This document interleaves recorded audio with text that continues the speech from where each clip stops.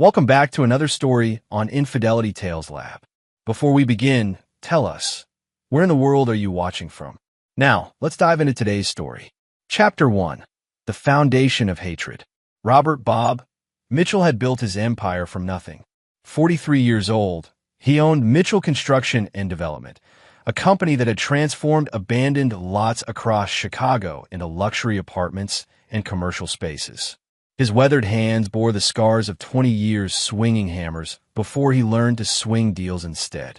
Standing 6'2" with steel gray eyes that could cut through excuses like a blade through paper, Bob commanded respect in every room he entered.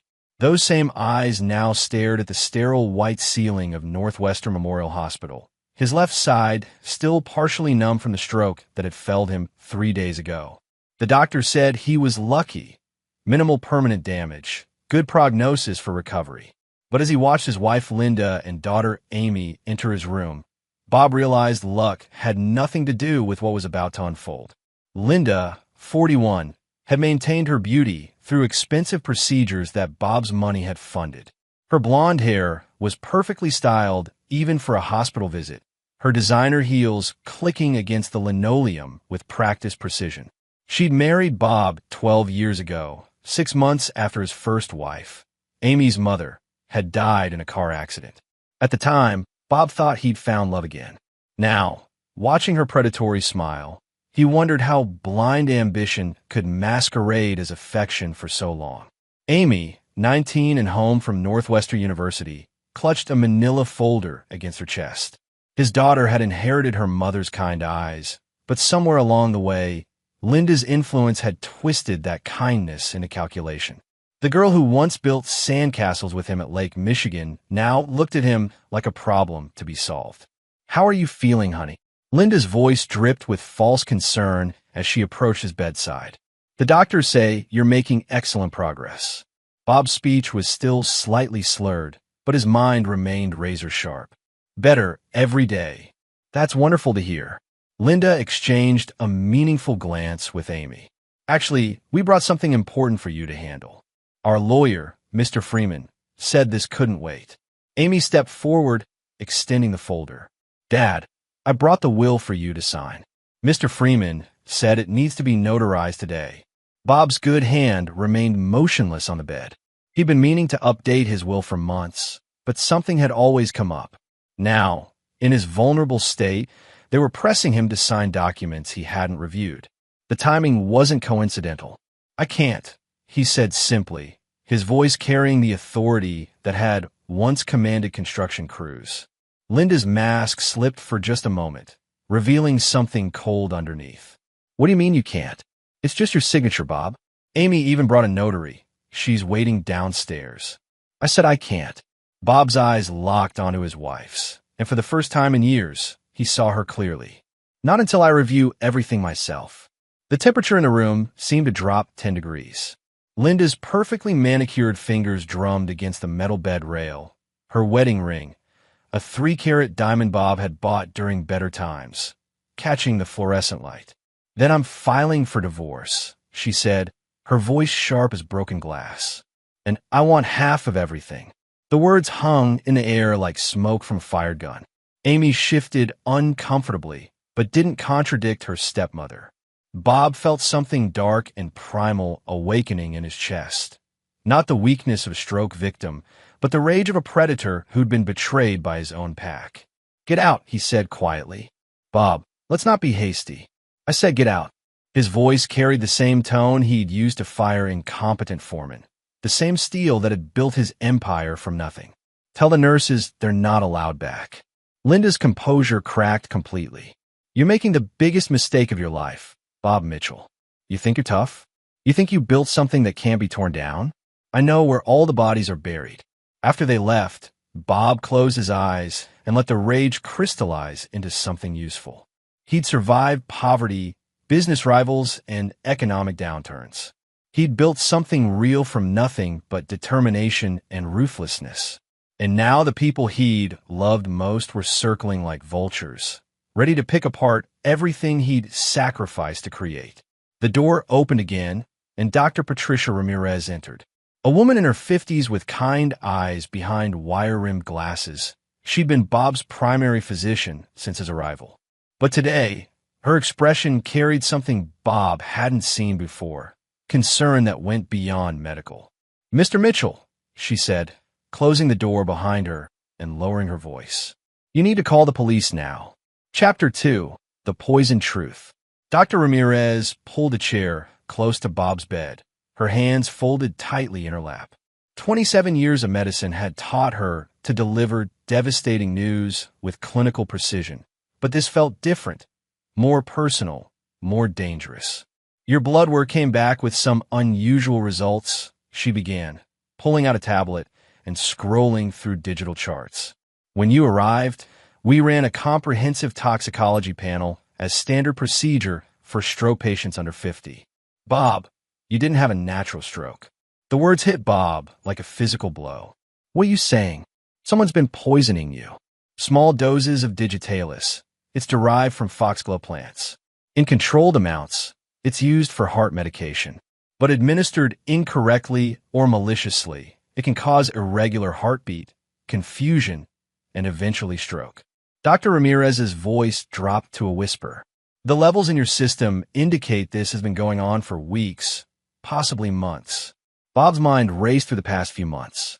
The occasional dizziness he'd attributed to stress. The irregular heartbeat he'd planned to have checked after the Morrison project finished. The morning coffee that sometimes tasted slightly bitter, which Linda had explained away with a new organic blend she'd been trying. How would someone get access to digitalis? It's not difficult if you know what you're looking for. Digitalis can be extracted from foxglove flowers. They're common in gardens. But there's something else. Dr. Ramirez hesitated.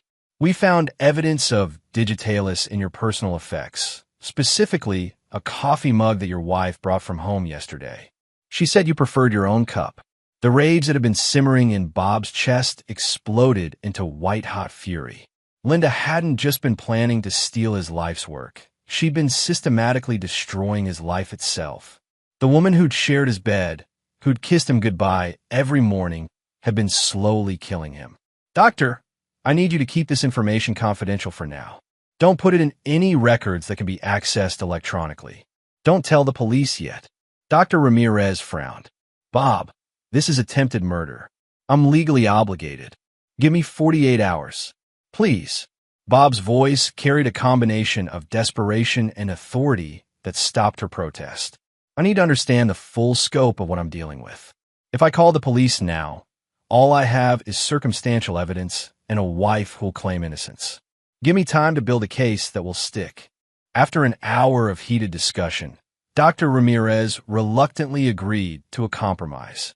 She would document everything in sealed medical records that could be used as evidence later, but she wouldn't contact authorities for 48 hours. In exchange, Bob would remain in the hospital under close supervision, and any visitors would be monitored. Alone again, Bob reached for his phone with his good hand. His fingers moved slowly but deliberately as he scrolled through his contacts.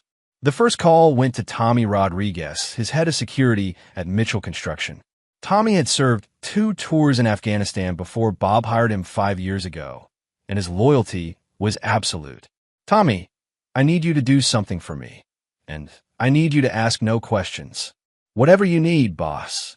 I want complete surveillance on Linda and Amy. I'm talking about full coverage, where they go, who they meet, what they buy, who they call.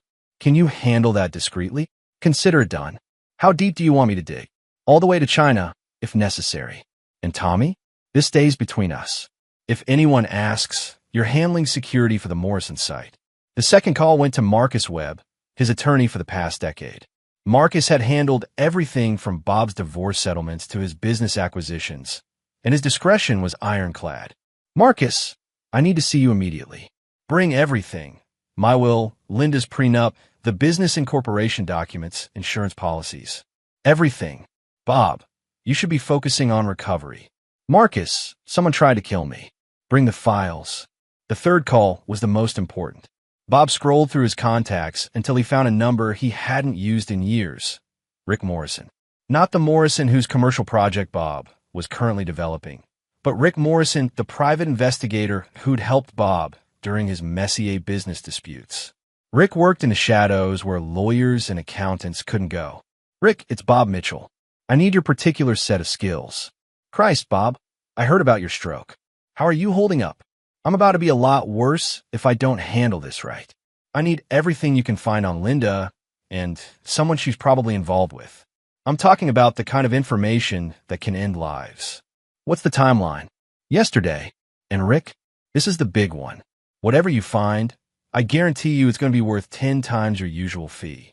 As Bob ended the call, he felt the familiar surge of energy that had carried him through his toughest business battles. Linda had made a critical error. She tried to kill him slowly instead of quickly. That patience, that calculated cruelty, would be her downfall. Because Bob Mitchell hadn't built an empire by being forgiving or merciful. He'd built it by being more ruthless than anyone who dared to cross him. And now, someone had crossed him in the most personal way possible. The game had changed, and Linda was about to learn that her husband hadn't survived 20 years in Chicago construction by playing fair. Chapter 3. The Web Begins. By the second day of surveillance, Tommy Rodriguez had compiled a file that would have impressed the FBI. From his rented sedan parked across from Starbucks on North Michigan Avenue, he watched Linda Mitchell laugh intimately with a man who definitely wasn't her husband. Derek Thompson, 36, owned Thompson Architectural Design, a mid-tier firm that had been struggling for the past 2 years. He was handsome in a way that suggested he'd never worked with his hands, his dark hair perfectly styled, and his expensive suit clearly financed by someone else. More importantly, Thompson had been one of the contractors Bob had fired 18 months ago for submitting inflated bids and cutting corners on the Riverside project. Tommy snapped photos as Linda and Derek held hands across the table, their body language screaming affair. But it was their conversation, captured by the directional microphone Tommy had positioned through the coffee shop's window, that would interest Bob most. "The lawyer says once the will is signed, everything transfers smoothly," Linda was saying, stirring sugar into her latte with practiced elegance. "Bob's been updating his estate planning for months. This is just the final step." Derek leaned forward, lowering his voice. "And you're certain he doesn't suspect anything about the foxglove?" "Please. Bob thinks his health problems are from stress. He's so focused on business that he wouldn't notice if I served him rat poison with breakfast." Linda's laugh was cold, calculating. Besides, even if he did start asking questions, who would believe him? A stroke victim accusing his devoted wife? It would just prove his mental capacity is compromised. Tommy's hand tightened on the microphone as Derek continued. "Once he's gone, we can merge Thompson Architectural with Mitchell Construction. Your stepdaughter won't contest anything. She's been promised enough money to keep her quiet through college and beyond. Amy was easier to manipulate than I expected. Tell a 19-year-old she'll inherit millions if she keeps her mouth shut, and suddenly she's very cooperative." Linda checked her watch. "We should go. I need to visit Bob this afternoon and play the concerned wife. The more witnesses who see my devotion, the better." Tommy followed them for the next 3 hours, documenting their stop at a high-end jewelry store where Derek purchased an expensive necklace, their visit to a real estate office where they inquired about luxury condos in Miami, and their final destination, a garden center where Linda purchased foxglove plants. Meanwhile, Rick Morrison was working his own angles. 20 years of private investigation had taught him that everyone had secrets, and the bigger the secret, the more desperate people became to protect it. By Tuesday evening, he'd assembled a profile that painted Linda Mitchell as far more dangerous than a simple gold digger. Born Linda Walsh in Cleveland, she married 3 times before Bob, and all 3 previous husbands had died young. The first, when she was 22, had supposedly committed suicide after a business failure. The second had died in a car accident after their divorce was finalized, but before the settlement was complete. The third had suffered a heart attack at 41, leaving Linda as the sole beneficiary of his construction company, which she'd sold within 6 months of his death. More interesting was Derek Thompson's background. Before starting his architectural firm, he'd worked as a landscape designer specializing in ornamental plants. He'd been arrested twice on domestic violence charges. Both cases had been dropped when the women involved mysteriously withdrew their complaints and left town. At the hospital, Bob reviewed the files Marcus Webb had brought with growing clarity. His current will, drafted 2 years ago, left everything to Linda with a trust fund for Amy. But there was something else Marcus had discovered. Insurance policies Bob didn't remember signing, investment accounts he didn't remember opening, and a power of attorney document that would give Linda complete control of Mitchell Construction if Bob was declared mentally incapacitated. Marcus, when were these documents executed? According to the notary stamps, over the past 6 months. Your signature is perfect, but... Marcus hesitated. But what? Bob, I've been your lawyer for 10 years. You've never made a major decision without discussing it with me first. These documents represent a complete restructuring of your estate, and you never mentioned any of it. Bob studied his own signature on the power of attorney document. It was perfect, too perfect. Marcus, I need you to do something that might not be entirely legal. I'm listening. I need you to create a new will, one that leaves everything to charity and specifically excludes Linda and Amy. But I need it backdated to last year, before all these mysterious documents appeared. Marcus shifted uncomfortably. Bob, that's document fraud. I could lose my license. And if you don't help me, Linda is going to inherit everything she's been systematically stealing while slowly murdering me. Bob's voice carried the weight of absolute certainty. Your choice, Marcus. Help me save my life's work, or watch a killer inherit millions. After Marcus left, Bob made one final call. This one went to Joey Torino, a man he'd known since childhood in the old neighborhood. Joey ran what could charitably be called a private security firm, the kind that handled problems traditional security couldn't touch. Joey, it's Bob Mitchell. Bobby, Christ, I heard you were in the hospital. You okay? I'm about to be a lot better.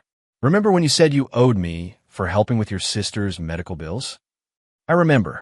What do you need? I need someone to disappear for a while. Someone who's been causing me problems. Permanently. Bob considered the question.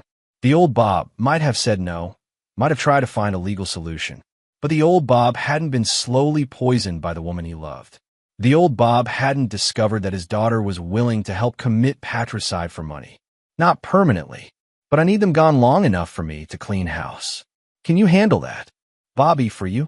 Consider it done. As Bob hung up, he felt the last vestiges of mercy drain from his system like poison from a wound. Linda and Derek had made their choice when they decided to kill him. Amy had made her choice when she decided money was more important than her father's life. Now it was time for Bob Mitchell to make his choice. And Bob Mitchell had never been known for forgiveness. Chapter 4. The Setup. 3 days later, Bob executed the first phase of his plan with the precision that had built his empire. Sitting in his hospital bed, he called Linda with a voice full of contrition and weakness, neither of which he felt. Linda, honey, I've been thinking about what you said, about the divorce, about the will. He let his voice crack slightly, the perfect imitation of a broken man. Maybe you're right. Maybe I've been too controlling. The silence on the other end stretched for several seconds before Linda responded, her tone cautiously optimistic. Bob, I'm so glad you're being reasonable about this. All I want is what's fair. I know, sweetheart. I know. Bob closed his eyes, picturing her smug expression. Can you bring the will tomorrow? I'm ready to sign everything. Of course. Oh, Bob, you're making the right decision. For all of us. After ending the call, Bob immediately dialed Tommy Rodriguez. Phase 2 starts now. I need you to make Derek Thompson an offer he can't refuse. What kind of offer, boss? The Morrison Project needs a new architectural consultant. The existing firm just had a family emergency. Bob's smile was predatory. Tell Thompson that Mitchell Construction wants to hire him for the entire development. 18 months of work, $3 million in fees. But the contract has to be signed today. You want me to make Derek Thompson rich. I want Derek Thompson exactly where I can control him. Trust me, Tommy. This is going to hurt him a lot more than it helps him. Meanwhile, Rick Morrison was implementing the second part of Bob's strategy. Using contacts in various city departments, Rick had been quietly investigating every permit, every inspection, every document associated with both Mitchell Construction and Thompson Architectural Design. What he'd found was exactly what Bob had hoped for. Derek Thompson had been cutting corners for years, falsified inspection reports, substandard materials, permits obtained through bribery. More importantly, he'd been doing it on projects that Linda had specifically recommended to Bob over the past 18 months. Projects where Mitchell Construction's reputation had been used as cover for Thompson's illegal activities. "Bob," Rick said during their encrypted phone call, "I've got enough evidence to put Thompson away for 20 years. Building code violations, fraud, endangering public safety, the works. But here's the interesting part. Linda's fingerprints are all over these deals. She was the one who brought Thompson to your attention. She was the one who recommended him for the projects where he cut corners. So they've been planning this for almost 2 years. It gets worse. Remember Linda's third husband, the one who died of a heart attack? I tracked down his former business partner. Guy says Thompson was working on their landscaping projects right before the husband got sick. Same pattern, slow poisoning, convenient death. Linda inherits everything." Bob felt the rage crystallize into cold calculation. "Rick, I need you to compile everything into 2 separate packages. One goes to the FBI's white-collar crime division. The other goes to me. When do you want me to deliver them?" "The FBI gets theirs after Linda signs the will tomorrow. I want her feeling completely secure when the hammer falls." The next morning, Linda arrived at the hospital with Derek Thompson in tow. Bob had been expecting this. Linda's arrogance wouldn't let her resist showing off her new life to the man she was destroying. Derek stayed in the hallway while Linda entered with a notary, but Bob could see him through the open door, already counting his money. "I'm so proud of you for making this decision, Bob," Linda said, watching as he signed document after document. "This is what's best for everyone." Bob's signature was steady and strong, the signature of a man who knew exactly what he was doing. "You're right, Linda. This is exactly what everyone deserves." As a notary sealed the last document, Bob made his final play. "Linda, I want to apologize for being so suspicious yesterday. The medication makes me paranoid sometimes. In fact, I want to make it up to you." "Bob, you don't need to. I've decided to give Derek Thompson the Morrison project. $3 million in architectural fees. Consider it my wedding gift to both of you." Linda's face went through several expressions: confusion, suspicion, then greed. "Bob, that's incredibly generous. Derek's been waiting in the hallway, hasn't he? Why don't you bring him in? I'll tell him personally." 5 minutes later, Derek Thompson was shaking Bob's hand and signing a contract that would, in his mind, make him rich. What Derek didn't know was that the contract contained clauses that would make him personally liable for any building code violations discovered during the project. Clauses that would void his payment if any of his previous work was found to be fraudulent. Clauses that would give Mitchell Construction the right to seize all of Thompson Architectural's assets as compensation for damages. "Derek, I want you to start immediately," Bob said, his voice warm with false camaraderie. "In fact, I insist you begin site preparation tomorrow. Time is money in this business." After they left, Bob made 3 phone calls. The first was to Marcus Webb, telling him to file the backdated will immediately. The second was to Rick Morrison, giving him the green light to contact the FBI. The third was to Joey Torino. "Joey, it's time. I need Derek Thompson to disappear for exactly 72 hours. Make sure he can't contact anyone, can't access his phone or computer. But I need him alive and unharmed. This has to look like he chose to disappear. Where do you want him to reappear?" "In a federal holding cell would be perfect." As Bob hung up, he felt a grim satisfaction. Linda thought she'd won. Derek thought he was about to become rich. Amy thought she'd secured her inheritance. They were all about to learn that Bob Mitchell didn't just build buildings. He built traps. And once he were caught in one of his traps, the only way out was through him. And Bob Mitchell wasn't feeling particularly merciful. Chapter 5. The Trap Closes. Derek Thompson never made it to the Morrison Project site. At 6:47 a.m., as he stepped out of his Lincoln Park apartment building, 2 men in a gray van approached him with the efficiency of professionals. By 7:15 a.m., Derek was in a windowless room in an abandoned warehouse on the south side, duct taped to a chair with his cell phone and laptop sitting just out of reach. "Nothing personal, Mr. Thompson," said the larger of the two men, a mountain of muscle named Carlo who worked occasionally for Joey Torino. You're just going to be our guest for a few days. Think of it as a vacation for making bad decisions. While Derek stared at his captors in confused terror, Bob was implementing the next phase of his plan from his hospital bed. Using his laptop, he accessed the Morrison Project's digital files and began making subtle changes to the architectural specifications Derek had already submitted. Foundation depths were reduced by crucial inches. Steel reinforcement was replaced with cheaper alternatives. Fire suppression systems were simplified to the point of uselessness. Every change was traced back to Derek Thompson's digital signature and authenticated with his access codes. Codes that Tommy Rodriguez had obtained by briefly borrowing Derek's laptop during the contract signing the previous day. At noon, Bob received a call from the Morrison Project's head foreman. Mr. Mitchell, we've got problems with the Thompson architectural plans. These specs are dangerous. The foundation won't support the building weight, and the fire systems won't pass inspection. That's impossible, Bob said, injecting perfect confusion into his voice. Derek Thompson is one of the best architects in the city. Double-check those specifications. Sir, I've been in construction for 20 years. These plans are either incompetent or deliberately sabotaged. If we build according to these specs, people are going to die. Stop all work immediately. I'm calling an emergency meeting with the city inspector and the architectural review board, and get me everything Thompson submitted in writing. By 2 p.m., the story was spreading through Chicago's construction community like wildfire. Derek Thompson, the architect who just signed the biggest contract of his career, had submitted plans so dangerous they bordered on homicidal. Worse, when officials tried to contact Thompson for an explanation, he'd vanished without a trace. Linda's first call came at 2:30 p.m. Bob, something's wrong with Derek. He was supposed to meet me for lunch, but he never showed up. His office says he never came in this morning. That's strange, Bob replied, his voice heavy with concern. Maybe there's been an accident? Have you tried calling the hospitals? I've called everywhere. Bob, I'm scared. What if something happened to him? I'm sure he's fine, honey. Maybe he just needed some time to think.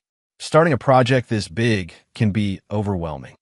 At 4 p.m., Bob received another call, this one from FBI Special Agent Sarah Chun, who Rick Morrison had contacted with the evidence of Derek's previous fraudulent activities. Mr. Mitchell, we need to discuss some serious irregularities we've discovered regarding Thompson architectural design and several projects involving your company. Of course, Agent Chun. Though I have to tell you, we're already dealing with some concerns about Mr. Thompson's work. My foreman discovered some dangerous specifications in his current project plans. Sir, based on our investigation, Mr. Thompson has been involved in systematic fraud for the past 3 years. We have evidence of falsified inspection reports, bribery of city officials, and construction practices that have put dozens of buildings at risk. Bob let the appropriate amount of shock creep into his voice. Agent Chun, are you telling me my company has been associated with criminal activity? We believe you and your company have been victims, Mr. Mitchell. Mr. Thompson appears to have used Mitchell Construction's reputation to cover his illegal activities. We'd like to interview you as soon as you're released from the hospital. After ending the call, Bob allowed himself a moment of satisfaction. Derek Thompson was trapped in a web of his own making, or rather, a web that looked like his own making. Even when Derek reappeared in 3 days, he'd be facing federal charges that would keep him occupied for years. But Derek was only half the target. Linda was the real prize, and she was walking into Bob's trap with the confidence of someone who thought she'd already won. At 6 p.m., Linda arrived at the hospital in a state of carefully controlled panic. Bob, I need to ask you something, and I need you to be completely honest with me. Of course, sweetheart. What's wrong? Did you know about Derek's problems before you gave him the Morrison contract? Bob studied his wife's face, noting the way her hands trembled slightly as she asked the question. What problems? The FBI came to see me this afternoon. They're saying Derek has been involved in fraud, that he's been using your company's name to cover up illegal construction practices. Linda's voice cracked with what sounded like genuine emotion. Bob, they're asking if I knew about any of it. Linda, I had no idea. Derek seemed completely professional when I met him. His references were excellent, His portfolio was impressive. Bob let his voice trail off in apparent confusion. Wait, you've met with Derek before yesterday, haven't you? When you recommended him for those smaller projects last year? The question hung in the air like a loaded gun. Linda's face went through several micro-expressions before settling on wounded innocence. I met him at a few business functions. I thought he was talented, so I mentioned him to you. That's all. Of course, honey. I'm not suggesting anything inappropriate. Bob reached out with his good hand and touched Linda's arm. But the FBI might ask you about those recommendations. They might want to understand how Derek got access to our projects. Linda pulled her arm away slightly. Bob, you're making me nervous. Are you implying that I'm somehow involved in Derek's problems? Not at all. I'm just saying we need to be prepared for difficult questions. The FBI will want to understand every connection between our family and Derek Thompson. As Linda left that evening, Bob could see the fear beginning to replace her confidence. She was starting to realize that her association with Derek wasn't just a liability. It was a noose that was slowly tightening around her neck. The next morning, Bob received a visit from Amy. His daughter looked haggard, as if she hadn't slept in days. Dad, I need to tell you something, she said, closing the hospital room door behind her. About the will, about Linda, about everything. Bob waited, letting his daughter struggle with her conscience. Linda told me you were going to leave everything to charity. She said if I helped convince you to sign the new will, she'd make sure I got enough money for college and graduate school. Amy's voice was barely above a whisper. I knew it was wrong, but I was scared about my future, about having enough money. Amy, what exactly did Linda ask you to do? She wanted me to support her when she said you needed to update your will immediately. She said if we waited, you might change your mind. Amy's hand shook as she continued. But Dad, there's something else. Linda's been putting something in your coffee for months. She said it was supplements to help with your stress, but what, Amy? I saw the bottle she was using. I looked them up online. Dad, I think she's been poisoning you. Bob felt a mixture of rage and relief. Amy had finally found her conscience, but the confession came too late to prevent the damage that was already in motion. Amy, I need you to do something for me. I need you to write down everything you just told me, and I need you to sign it. Can you do that? Will it help put Linda in prison? Amy, it might be the only thing that saves both our lives. As his daughter wrote her confession, Bob realized that the trap he'd set was working perfectly. Derek was neutralized, Linda was panicking, and now Amy was providing the final piece of evidence he needed. The game was almost over, and Bob Mitchell had played it flawlessly. Chapter 6, The Reckoning Begins. Derek Thompson reappeared exactly 72 hours after his disappearance, stumbling out of the abandoned warehouse with a story that no one would believe. He claimed he'd been kidnapped by two men who'd held him without explanation, then released him with a warning to reconsider his life choices. By the time Derek reached his apartment, FBI agents were waiting with arrest warrants. The charges read like a prosecutor's dream: conspiracy to defraud, falsification of government documents, endangering public safety, and racketeering. The evidence was overwhelming: digital records, witness statements, and financial documents that painted Derek as the mastermind of a construction fraud scheme spanning 3 years. This is impossible, Derek told his court-appointed attorney during their first meeting. Someone's setting me up. Bob Mitchell is behind this. He's trying to destroy me. Mr. Thompson, the evidence against you includes your own digital signatures, financial records from your bank accounts, and testimony from city inspectors who say you bribed them.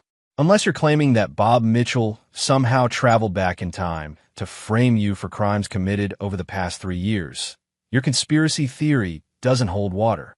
What Derek couldn't know was that Bob had been planning this destruction for months, ever since Tommy Rodriguez's investigation had uncovered Derek's affair with Linda.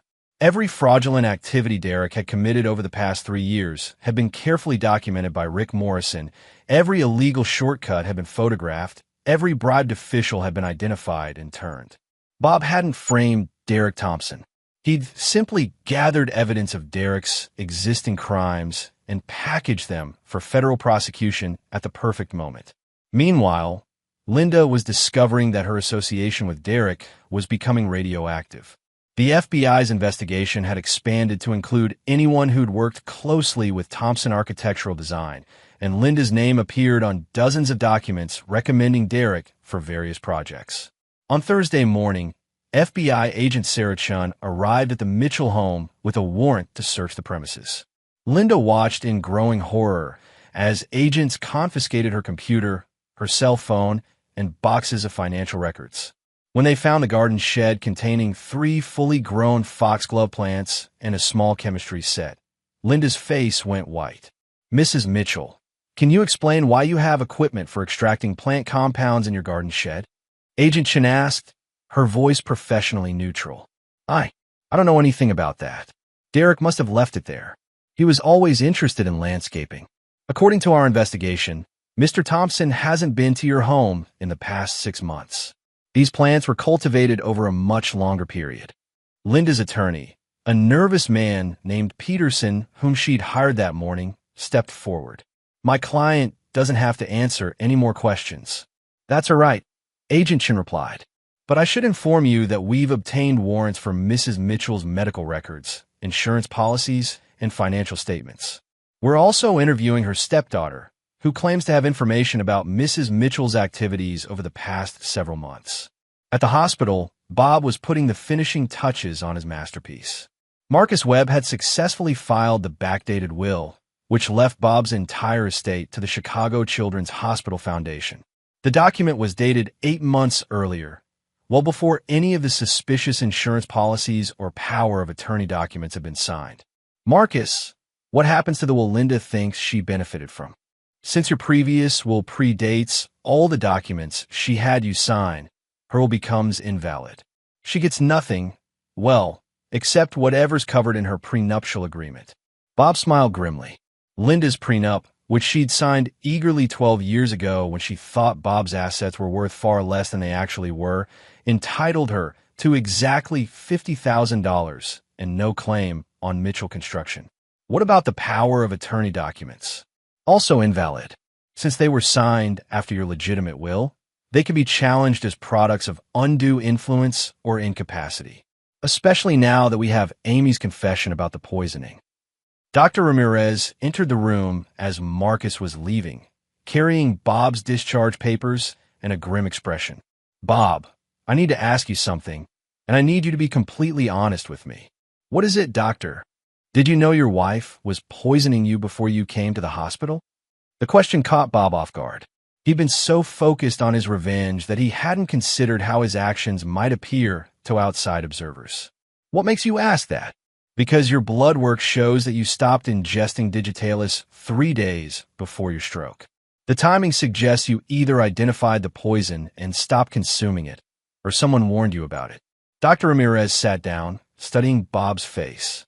"The other possibility is that your wife stopped poisoning you because she thought you were going to die anyway." Bob considered his response carefully. "Doctor, I can honestly say that I had no idea Linda was poisoning me until you told me. The fact that the poisoning stopped before my stroke is something you'd have to ask her about." It was technically true. Bob hadn't known about the digitalis specifically until Dr. Ramirez told him. He'd only suspected that something was wrong with his coffee, which was why he'd switched to drinking tea that final week. "Bob, there's something else. The FBI has asked me to testify about your medical condition and the poisoning. They want to establish a timeline for attempted murder charges. Will you testify?" "I have to. But Bob, I need you to understand something. If you knew about the poisoning and didn't report it immediately, that could complicate things legally." Bob nodded, understanding the implicit warning. Dr. Ramirez suspected that he'd orchestrated at least part of the revenge against Linda and Derek, but she couldn't prove it. As long as Bob maintained plausible deniability, her testimony would focus on the medical evidence rather than his potential involvement in bringing down his enemies. That evening, as Bob prepared to leave the hospital, he received 2 final pieces of good news. The first came from Tommy Rodriguez. "Boss, Linda just tried to withdraw $200,000 from the joint checking account. Bank froze the transaction pending FBI investigation. She's got about $500 in cash and whatever's in her personal account."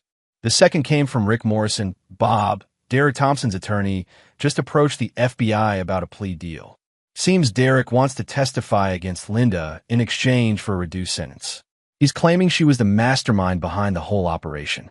Bob smiled as he signed his discharge papers. Derek and Linda were turning on each other exactly as he'd hoped they would. Their alliance, built on greed and betrayal, was crumbling under the pressure of federal investigation and mutual self-interest. The trap had closed perfectly. Now all that remained was watching his enemies destroy each other while he reclaimed everything they tried to steal. Bob Mitchell was going home, and he was going home as the victor in a war that Linda and Derek never realized they were fighting until it was far too late. Chapter 7. The Hammer Falls. Linda Mitchell's arrest came at dawn on Friday morning, executed with the theatrical precision that federal agents reserved for high-profile cases. As the handcuffs clicked around her wrists in her own driveway, neighbors emerged to witness the spectacle of the woman who'd played grieving wife for months being charged with attempted murder. Linda Walsh Mitchell, you're under arrest for conspiracy to commit murder, attempted murder, insurance fraud, and racketeering, Agent Shin announced, her voice carrying across the suburban silence. You have the right to remain silent. Bob watched the arrest from Tommy Rodriguez's car, parked 3 blocks away. He'd been discharged from the hospital that morning, but instead of going home, he'd chosen to witness the moment his wife's world collapsed. The satisfaction was profound and surgical, not the hot rage of revenge, but the cold pleasure of justice perfectly executed. Derek Thompson's plea bargain had provided the final pieces of evidence the FBI needed. Under pressure and facing 20 years in federal prison, Derek had confessed to everything. The systematic poisoning of Bob, the forged documents, the insurance fraud scheme, and Linda's role as the architect of the entire plan. She planned everything, Derek had told federal prosecutors during his cooperation interview. Linda researched the digitalis extraction. Linda identified which documents needed to be forged. Linda even chose the timing of when to increase the doses to trigger the stroke. I was just following her lead. Derek's confession painted Linda as a serial killer who'd perfected her methods over 4 marriages. The FBI had reopened investigations into the deaths of Linda's 3 previous husbands, and preliminary evidence suggested a pattern of slow poisoning followed by convenient deaths and substantial inheritances. But Derek's betrayal came with a price that Bob had specifically engineered. As part of his plea agreement, Derek was required to forfeit all assets obtained through criminal activity, which included the $3 million from the Morrison Project. Since the contract had contained clauses voiding payment for fraudulent work, Derek lost both his freedom and his potential windfall. Amy's testimony provided the emotional foundation for the prosecution's case. Bob's daughter broke down on the witness stand as she described watching Linda add mysterious substances to Bob's coffee, being pressured to manipulate her father into signing documents he hadn't reviewed, and gradually realizing that her stepmother was systematically murdering her father. I was scared and confused, Amy testified, tears streaming down her face. Linda told me that Dad was sick and might not make good decisions about money. She made it sound like we were protecting him, but I knew something was wrong. I just didn't want to believe that someone could be so evil. The media coverage was brutal and comprehensive. Chicago Tribune headlines screamed, "Black Widow. Local woman charged in husband's attempted murder." The Chicago Sun-Times ran a series investigating Linda's previous marriages, uncovering a trail of dead husbands and suspicious circumstances that stretched back 15 years. For Bob, watching from his home as his wife's reputation crumbled was therapeutic in ways that surprised him. He'd expected to feel vindicated, but what he actually felt was a profound sense of closure, as if a cancer had been surgically removed from his life. The financial devastation was equally complete. Linda's assets had been frozen pending investigation. Her legal bills were mounting exponentially, and her attorney had already indicated that she couldn't afford his continued representation.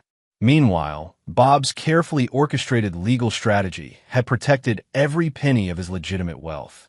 Marcus Webb had filed motions to invalidate every document Linda had coerced Bob into signing, citing evidence of undue influence and incapacity caused by systematic poisoning.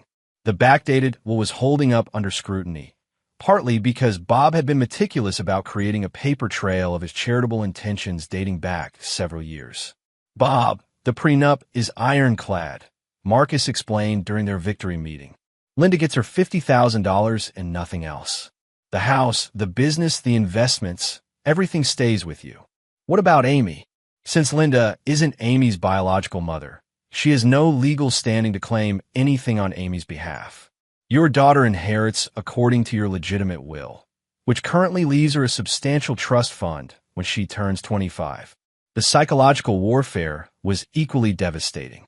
Bob had Tommy Rodriguez deliver a box to Linda's jail cell containing copies of all the surveillance footage, financial records, and evidence that had been gathered against her. The message was clear. Bob had been watching, planning, and preparing for this moment long before Linda realized she was in danger. The package included a single note in Bob's handwriting. You taught me that trust is a weapon. I learned the lesson well. Derek Thompson's imprisonment was almost anticlimactic by comparison.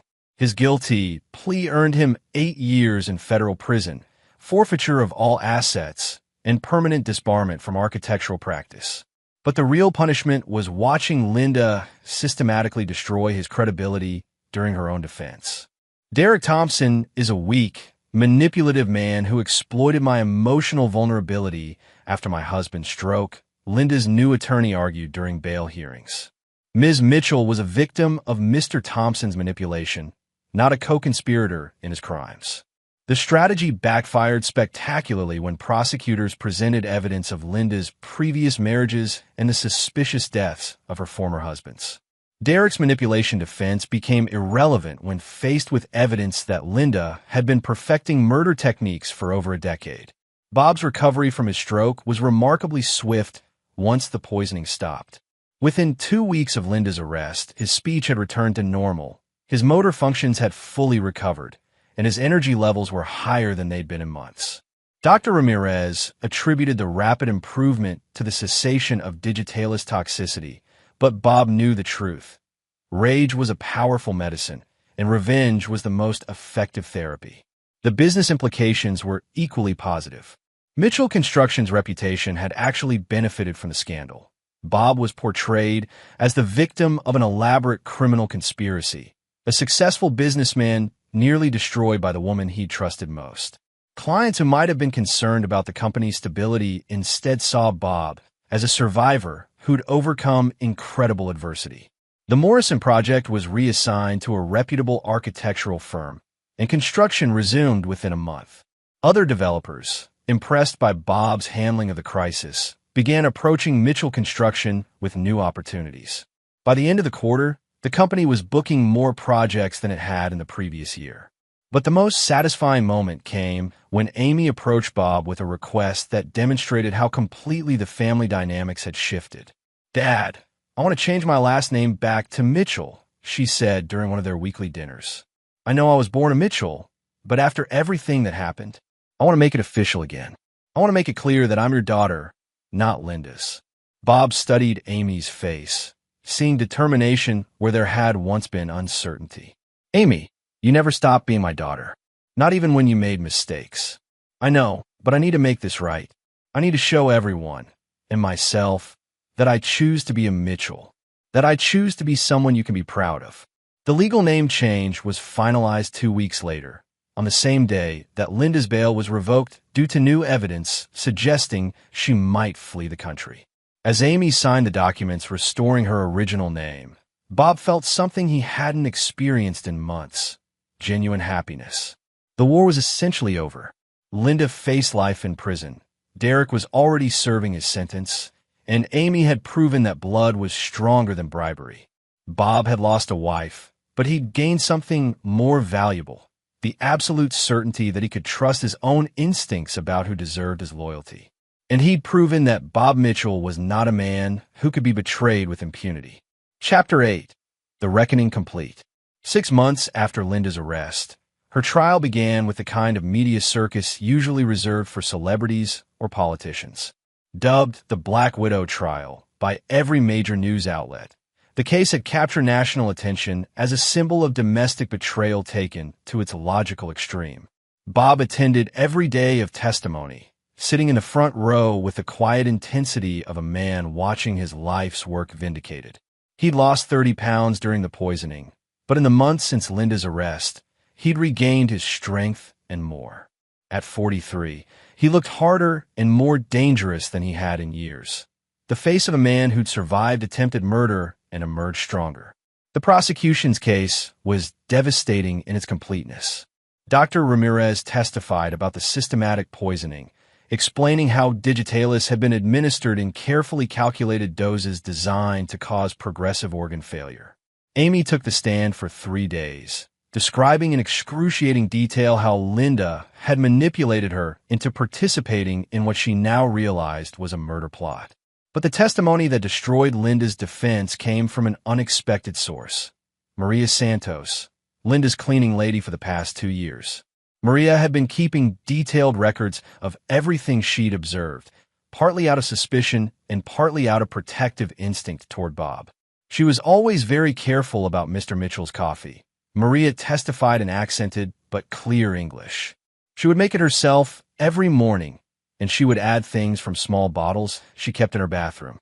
When I asked what they were, she said they were vitamins for Mr. Mitchell's health. Did you ever see these bottles? Yes. I saw her preparing the coffee many times. She would grind some kind of plant material, it looked like dried flowers, and mix it with liquid from the bottles. She told me never to touch Mr. Mitchell's coffee cup. That was very important. He'd drink everything she prepared. Maria's testimony was particularly damaging because she'd taken photographs of the bottles and the plant material with her cell phone, thinking she might need evidence if something happened to her employer. The photos clearly showed foxglove extract and the makeshift chemistry setup Linda had been using to concentrate the digitalis. Derek Thompson's testimony from prison was delivered via video link, and his appearance shocked even Bob. Prison had aged Derek significantly, his handsome features now gaunt and his confident demeanor replaced by the haunted look of a man who'd realized too late that he'd been used. Linda planned everything, Derek said, his voice barely above a whisper. She researched my background, found out about my financial problems, and approached me with what seemed like a business opportunity. She said Bob was getting old and might make poor decisions about his company, that she needed help protecting their family's assets. When did you realize the true nature of her plan? When she started talking about Bob's health problems and how convenient it would be if his condition worsened. She was very careful never to explicitly say she wanted him dead, but the implications were clear. By then, I was in too deep to back out. Derek's testimony revealed the calculating nature of Linda's approach. She'd seduced him gradually, using sex and the promise of wealth to bind him to her increasingly criminal schemes.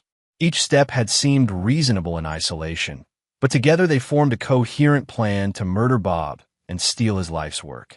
The defense's strategy centered around portraying Linda as a victim of domestic abuse who'd been driven to desperate measures by Bob's controlling behavior. Linda's attorney, an expensive criminal lawyer named Harrison, whom her family had hired, painted a picture of a woman trapped in a loveless marriage with a man who monitored her every move.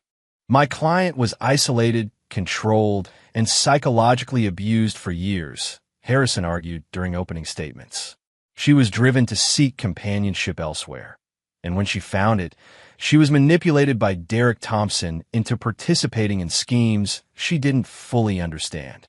The strategy might have worked with a different defendant, but Linda's history of previous marriages destroyed any credibility her domestic abuse claims might have had. The prosecution called witnesses from Linda's past who testified about her calculating nature, her obsession with wealthy men, and her pattern of isolating her husbands from friends and family before they died. The most damaging testimony came from Jennifer Walsh, Linda's sister, who'd flown in from Cleveland to testify for the prosecution. Linda always said she was too smart to work for a living. Jennifer testified, her voice heavy with disgust. She studied wealthy men the way other people study for college exams. She'd researched their backgrounds, their business interests, their family situations. She called it husband hunting, but it was really more like hunting prey. Did she ever discuss her marriages with you? She bragged about them. After her second husband died, she told me that accidents happen to people who don't appreciate what they have. After the third one died, she said she'd perfected the art of being a widow.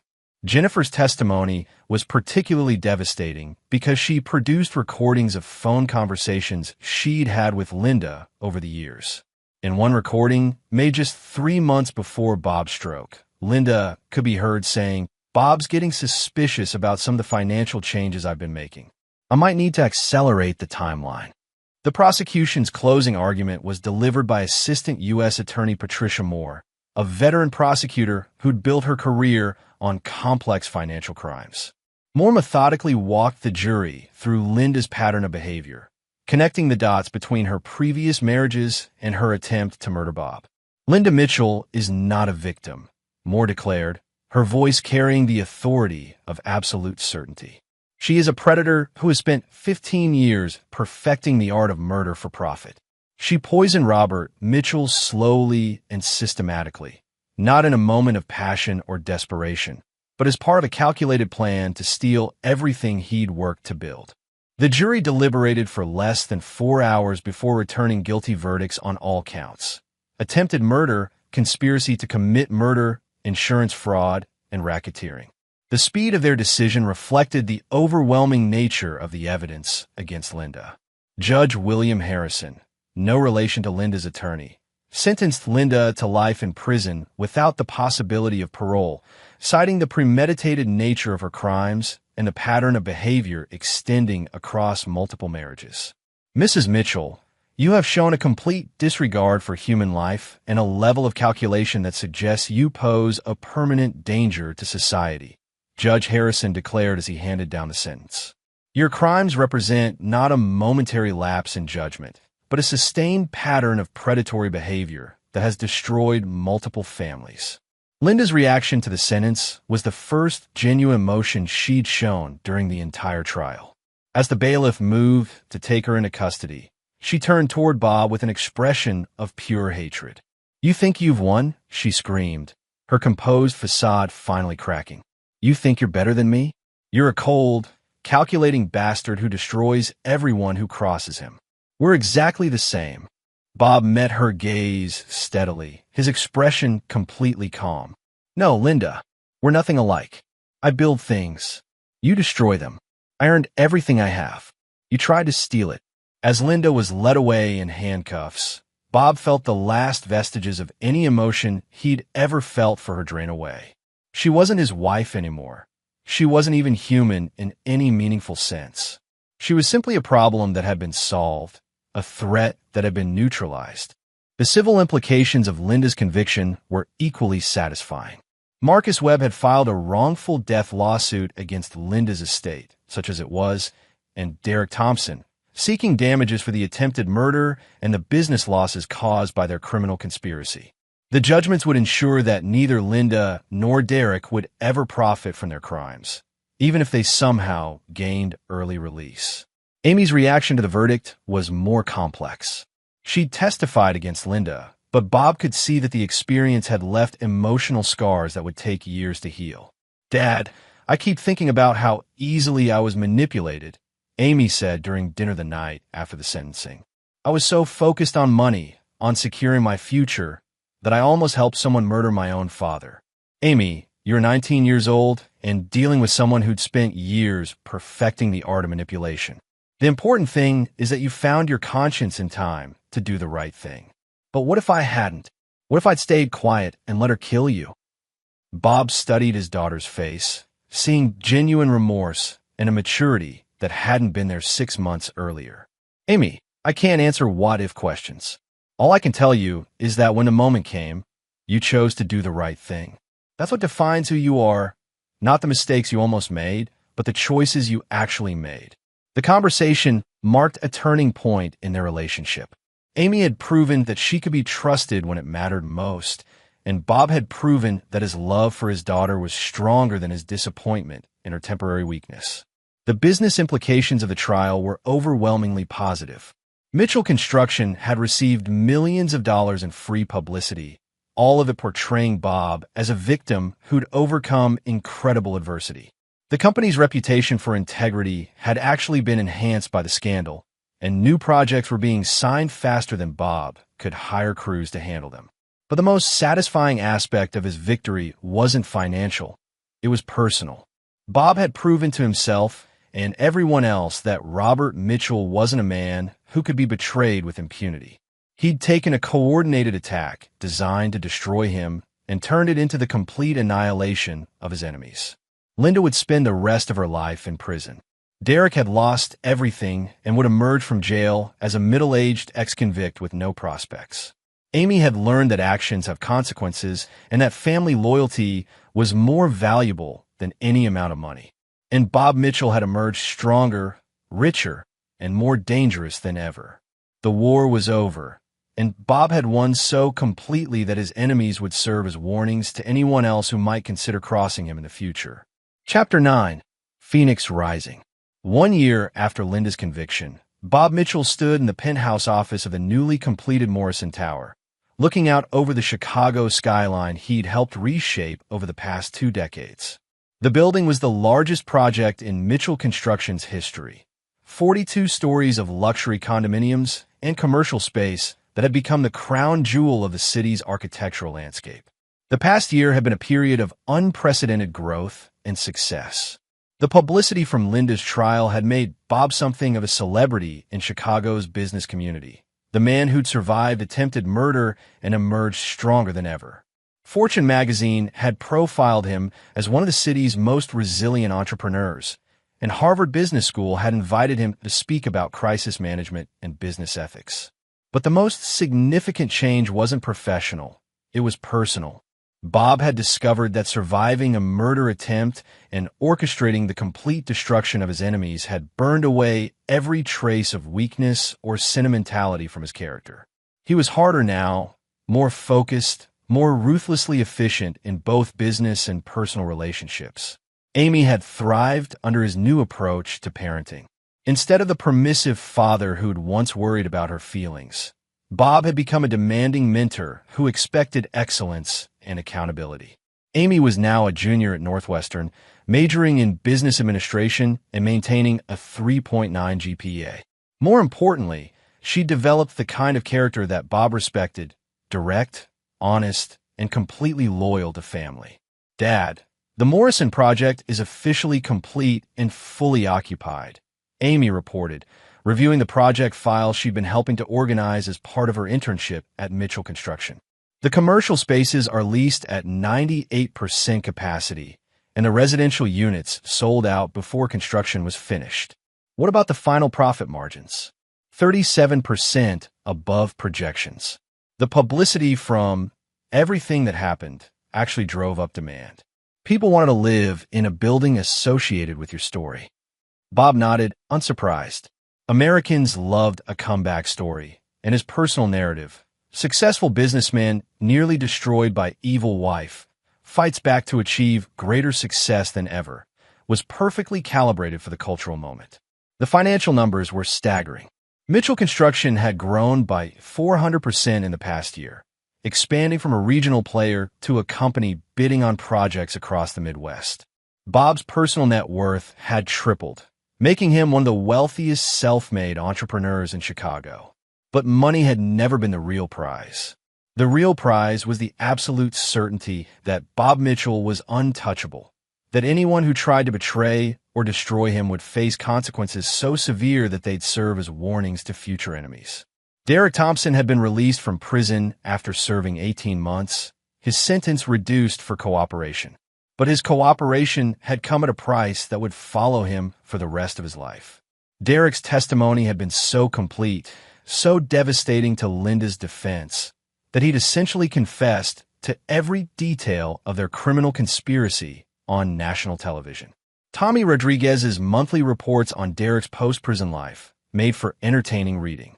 Derek was living in a studio apartment in Cleveland, working as a night shift security guard and struggling to pay his legal bills.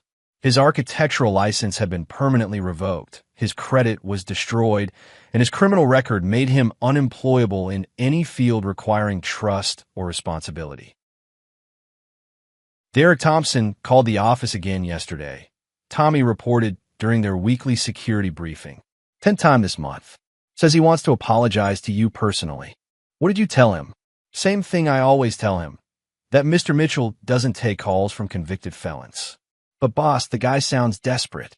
Prison broke him completely. Bob felt nothing resembling sympathy. Derek had made his choices when he decided to help murder an innocent man for money. The consequences of those choices would follow Derek for the rest of his life, exactly as Bob had intended. Linda's fate was even more satisfying. Life in prison had stripped away every trace of the sophisticated woman who'd once manipulated wealthy men for sport. Tommy's contacts in the federal prison system reported that Linda had aged dramatically, her health declining rapidly under the stress of confinement and the constant threat of violence from other inmates. Linda Mitchell is in protective custody most of the time now, Tommy reported. Other inmates don't like women who kill their husbands. She's been attacked twice, and the guards think she won't survive another general population incident. Is she still trying to appeal her conviction?